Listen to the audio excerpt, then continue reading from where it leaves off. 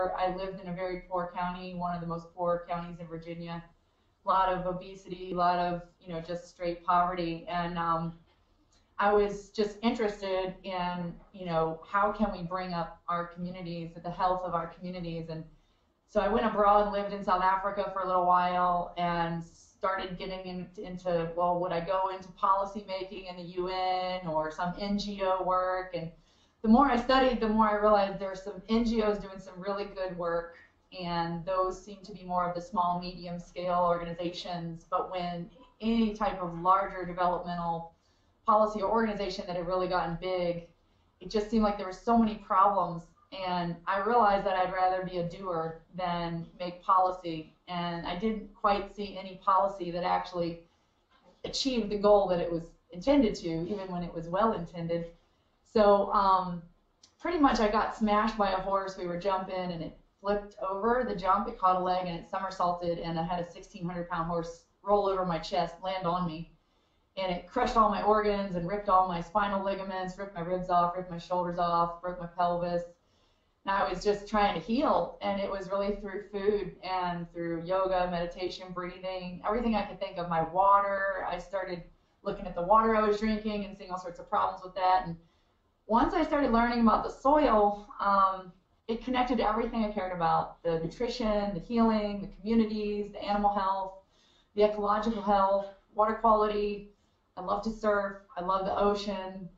I live in the mountains, but I drive to the ocean to be with it because I really need those minerals in my body and that energy. So the soil biology and the farming connected with everything, and I got involved with my family farms. My great-grandfather was a farmer.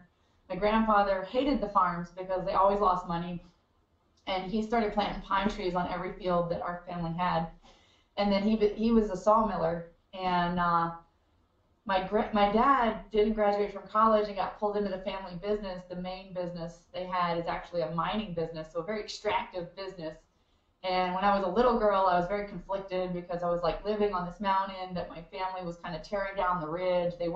It's not tunnel mining, but they were chopping up the rocks and chunking up the rocks. And I saw all this degradation of the mountain that I loved. And even though they were winning awards from the EPA and doing everything that they could environmentally, it's a destructive business, and they're pulling up a lot of low pH material. And it was in the 80s that I read an article, an interview with my dad, that he said, we live on this mountain, we care about this community, and if we didn't mine this mineral, somebody would. And I did look at the hundreds of jobs that were created and the fact that Dad gave the schools their first computers and the 911 system in the county, and I could see this mixed bag, right? All these benefits of the extractive money, the wealth that came from this mine, and how my dad was trying to redistribute it in the community. And then I could see that, we needed something regenerative. So when I found permaculture, soil biological farming, holistic management, those three things really was like, okay, I can take the wealth, my family's land, and I got one of their farms.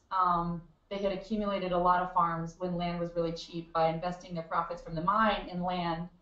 And so I basically traded some stock that my grandfather gave me in our company for some land, got my own farm, and started doing regenerative farming and permaculture and holistic management. So that's kind of how I got here. It's been a long journey, but the one thing I can say from all of these cross experiences is when I experienced how doctors said my body would not heal, and I started doing the right things, and all of a sudden my ligaments were healing, injuries that I was told I would probably be a paraplegic, quadriplegic, and old injuries even, that previous injuries that were healing. And the same thing happens with the soil. Like, if you remove anything that's holding it back, if you can figure out those things and find the weakest link, natural systems have an amazing regenerative ability, as well as communities. I see even in our impoverished community, people have such a spirit and are so regenerative, and the culture that still holds on, from bluegrass music to different things in our community, that,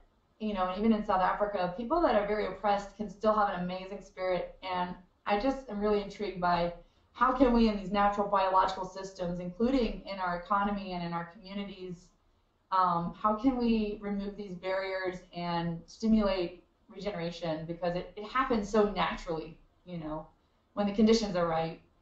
So it's really more about getting out of the way of the natural system.